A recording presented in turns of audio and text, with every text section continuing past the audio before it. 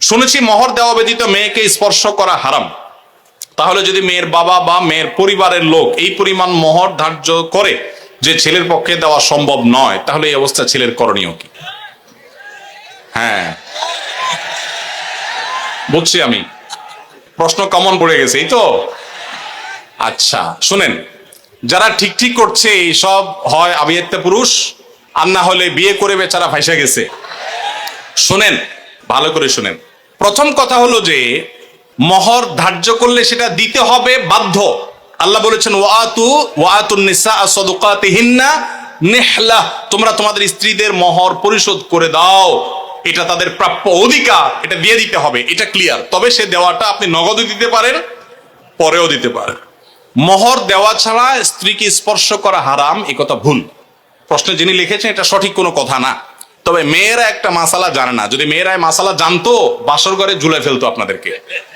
মাসালাটা হলো, যদি কোনো মেয়ে দাবি করে যে মোহর যা ধার্য হয়েছে, আপনি আমার স্বামী, সবই ঠিক আছে, আগে মোহর ফেলেন তারপরে সামনে আগান, এটা যদি কোনো মেয়ে বলতে চায়, ইসলাম তাকে সম্পূর্ণ সেই অধিকার দিয়েছে। কিন্তু আমাদের সমাজে মেয়েরা মাসআলা আমার কাছে শোনার পরও বলবে না। এটা কেন বলবে না? কারণ আমাদের সমাজে পুরুষগুলো এমন রাক্ষসের মতো এবং এমন জালিম, এমন অত্যাচারী, বেশিরভাগ, সবার কথা বলছি না, যে এই কথা যদি মেয়ে বলে বাসর রাতে, ঠিক আছে স্বামী সবই ঠিক আছে, আপনার সাথে আমার বিয়ে হয়েছে, সব ঠিক আছে, মোহর ধার্য হয়েছে, এটা আমার প্রাপ্য, আল্লাহ কোরআনে বলছেন, অতএব এটা দিয়ে দেন।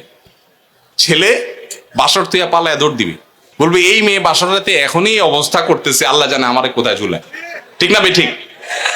অথচ এটা ঠিক না। সব কথাই তো ঠিক ঠিক বলেন। এই ওয়াজ মাহফিলের একটা সমস্যা হলো, ঠিক হলেও ঠিক, ঠিক না বেঠিক? এটাও ঠিক। আচ্ছা যাক, শুনেন, নবী করিম সাল্লাল্লাহু আলাইহি সাল্লামের মেয়ে, ভালো করে শুনে রাখেন, নবী করিম সাল্লাল্লাহু আলাইহি সাল্লামের কন্যা ফাতেমা রাদিয়াল্লাহু তাআলা আনহা, তার বিয়ে হয়েছে কার সাথে? আল্লাহু আকবার। আলী রাদিয়াল্লাহু তাআলার মতো ইসলামের খলিফার সাথে তার বিয়ে। ফাতেমা রাদিয়াল্লাহু তাআলা আনহা তার বাবা নবী করিম সাল্লাল্লাহু আলাইহি সাল্লামকে বলেছেন, বিয়ে হয়েছে আব্বা, ঠিকই আছে, বাট আমার দাবি হলো মোহর যেটা ধার্য হয়েছে সেটা যেন আমাকে আগে পরিশোধ করে দেওয়া হয়। আজ আমাদের সমাজে মেয়েদের সে অধিকার দেই আমরা? এই সমাজের সবচেয়ে বেশি অবিচার আমরা পুরুষরা মেয়েদের প্রতি করে থাকি। বিয়ে করেছেন আর মোহর পরিপূর্ণ পরিশোধ করছেন, এরকম বাপের বেটা যারা, তারা হাত তোলেন। কয়টা বাপের বেটা দেখছেন এখানে? হাত গনেন তো, কয়টা হাত? লা হাওলা ওয়ালা কুওয়াতা ইল্লা বিল্লাহ। স্টেজেও হাত উঠে নাই, নামান, ইজ্জত বাঁচান। উঠছে মানে অল্প স্বল্প উঠছে, আমি সবার কথা বলছি না। আমি দিয়ে দিয়েছি আলহামদুলিল্লাহ, আমি হাত উঠেছি। কিন্তু শোনেন, বাকিরা হাত উঠেছেন তার মানে কি সব অবিবাহিত? মোটেই না। কিন্তু মোহর দেন নাই। মোহর যদি ধার্য হয়ে থাকে তাহলে সেটা দিতে হবে, কথা ক্লিয়ার? মোহর না দিলে স্ত্রীকে সেটা হারাম হবে, হারাম।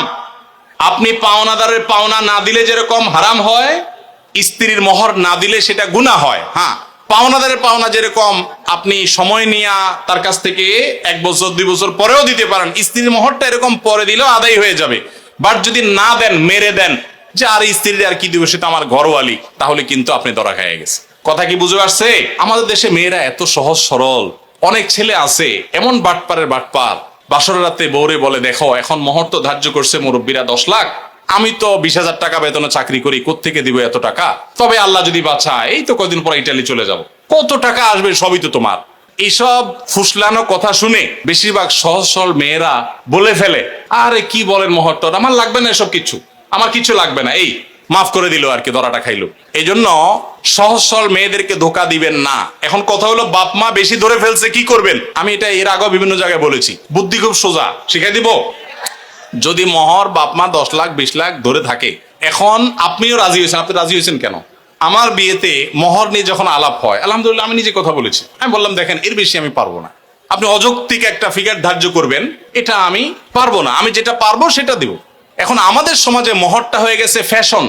10 লাখ 20 লাখ 50 লাখ, ওই ছেলের পেটের উপরে পাড়া দিলে 500 টাকার নোট 2-4টা বাইর হবে না, কিন্তু মোহর হলে 50 লাখ। আর মেয়ের বাপরা, অনেক মেয়ের বাপরা বিয়ের মহরানা বিশাল বড় একটা ধরার ভিতরে বিরাট বড় বাকাওয়াতি মনে করে। অনেক মেয়ের বাপরা এরকম করে। হাদিস শুনেন মেয়ের বাবারা, নবী সাল্লাল্লাহু আলাইহি ওয়াসাল্লাম বলেছেন ইন্না আযমান নিকাহি বারাকাতান আইসারুহা মাউনা, সবচেয়ে সেই বিয়েটা বরকতময় হয় যেই বিয়েতে মোহর সবচেয়ে কম হয়।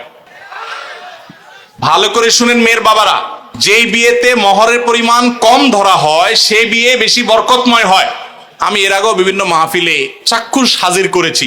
যারা মুরব্বী আছেন এখানে খবর নিয়ে দেখেন 10 টাকা 15 টাকা 20 টাকা মোহর ধার্য করা হয়েছে। আপনি বলবেন সে আমলের 15 টাকা, বুঝলাম সে আমলের 15 টাকা, এখনকার 15,000 টাকা বা 1.5 লাখ টাকা, এর বেশি তো না। তো তখনকার 15,000 এখন 15 কোটি সমান তো আর না। কিন্তু তখনকার ওই 15 টাকার বিয়ে যতটুকু টিকছে এখন 50 লাখ টাকার বিয়ে অতটুকু টিকে না। অনেক বাপমা মনে করে এটা বোধহয় বিয়ে টিকানোর একটা উসিলা, এই জন্য যত বেশি ধরবো বিয়ে তত টাইট হবে। না, এগুলো সঠিক কথা না। এটা প্রথম কথা। দ্বিতীয় কথা হলো 15 লাখ 20 লাখ 10 লাখ 50 লাখ বাকাওয়াতি করে জাহির করলেন, আপনার মেয়ে 1 টাকাও পাইল না। মানে কি? যতটুকু ধার্য করা হবে ততটুকু দিতে হবে। এই জন্য ছেলেরা যদি কোনো কারণে মুরব্বীদের কথা ফুসলানিতে পড়ে আপনি রাজি হয়ে থাকেন, রাজি হয়ে গেছেন 20 লাখে সই করে দিয়েছেন, রাজি হয়ে গেছেন, এখন আপনার বাঁচার উপায় আছে একটা, হয় পুরা টাকা আদায় করে দিবেন, আর না হয় বউয়ের কাছে একটা দরখাস্ত লিখবেন। কি লিখবেন?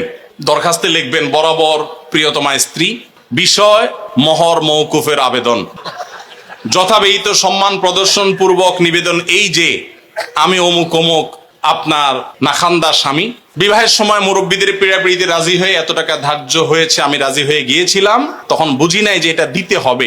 এখন যেহেতু জানলাম এটা দিতে হবে, আর এত টাকা দেওয়ার ক্ষমতা আমার নাই, আমি গরিব মানুষ, অতএব অনুগ্রহ করে আপনি সেখান থেকে কিছু কমায়া দিয়া বাধিত করিবেন। স্ত্রী যদি সেই অ্যাপ্লিকেশন গ্রহণ করে বলে ঠিক আছে তুমি গরিব মানুষ, যাও 50% মাফ করে দিছি, বা 40% বা 90% মাফ করে দিছি, ঠিক আছে এত দাও বাকিটা মাফ, তাইলে আপনি মাফ পাবেন। আর যদি স্ত্রী মাফ না করে তাহলে বলবেন ঠিক আছে আমি আপনার থালা বাসন কোসন ইত্যাদি ধুয়ে দিব, এটার বাবদ আপনি কিছু মাফ করে দেন। মানে খোলাসা কথা হলো যেভাবেই হোক স্ত্রীর কাছ থেকে আপনাকে মাফ আদায় করতে হবে। চেষ্টা করবো তো আমরা সবাই। মোহর আদায় করা ছাড়া কোনো মানুষ যেন মারা না যায়। সবাই দিবেন তো ইনশাল্লাহ মোহর? মোহর আদায় করে দিবেন। বেশি হয়ে থাকলে স্ত্রীকে বুঝান। আমি যদি একটু রসিকতা করে বলেছি, আপনি বুঝান স্ত্রীকে, দেখো বেশি হয়ে গেছে, তুমি তো দেখতেছো আমার অবস্থা, এখন তুমি একটু স্যাক্রিফাইস করো, আন্ডারস্ট্যান্ডিং করেন। সে যদি কমায় দেয় তাহলে সেটা জায়েজ আছে, কোনো অসুবিধা নাই। এই জন্য কাঠি কিন্তু বইয়ের হাতে। যাদের মোহর বেশি ধরা হয়ে গেছে বইয়ের সাথে বেশি তাফালিং করবেন না, নরম নরম সুরে মাফ করায় নিবেন অন্তত। আমি এবং আমার ভাই মাঝে মধ্যে শুধু ফুচকা, ছোলা বুট বা চটপটি খেয়ে থাকি। এখন এগুলো খাওয়া কি ইসলাম নিরুৎসাহিত করে? এবং এগুলো খাওয়ার আগে বিসমিল্লাহ বলে খেলে কি ইবাদত হবে? যে কোনো খাবারের শুরুতে বিসমিল্লাহ বলবেন, কিন্তু ফুচকা চটপটি বা যেটাই খান দেখবেন এটা স্বাস্থ্যসম্মত কিনা। আপনি রুগী, আপনার সমস্যা হয় পেটে, আপনি এগুলা খান আর গ্যাস্ট্রিকের ওষুধ খান, এটা আমাদের বেশিরভাগ লোকের অভ্যাস, তাই না? একদিক দিয়ে এগুলা খাবে, চানাচুর ফুচকা খাবে, চটপটি খাবে, আবার খায় কি খাবে? গ্যাস্ট্রিকের ওষুধ খাবে। আমরা স্বাস্থ্য অসচেতন মুসলমানরা। আমার অবাক লাগে যখন জাপান, কোরিয়া এবং পৃথিবীর বিভিন্ন দেশে মানুষদেরকে দেখি, তারা স্লিম, তারা সুন্দর চিকন, আমার অবাক লাগে। তাদের লাইফ স্টাইলটা সুন্নাহসম্মত, তারা এমন কোন খাবার খায় না যেটা তাদের স্বাস্থ্যকে নষ্ট করতে পারে। আমরা মুসলমানরা উল্টা পাল্টা খাই। নবী সাল্লাল্লাহু আলাইহি সাল্লাম খাবারকে কন্ট্রোল করার শিক্ষা দিয়েছেন, আমরা লাগামহীন খাই, এজন্য মেদভুড়ি হয়ে যায়, অল্প দিনে মোটা হয়ে যায়। অনেকে অবশ্য খাওয়ার কারণে মোটা হয় না, জিনগত বা অন্য কারণে মোটা হয়, তাদেরকে আবার দোষ দিয়েন না। কিন্তু আমাদের খাবার ক্ষেত্রে লাগামহীনতা, এটা আমাদের দোষ। এই দোষ থেকে আমাদেরকে বেরিয়ে আসতে হবে।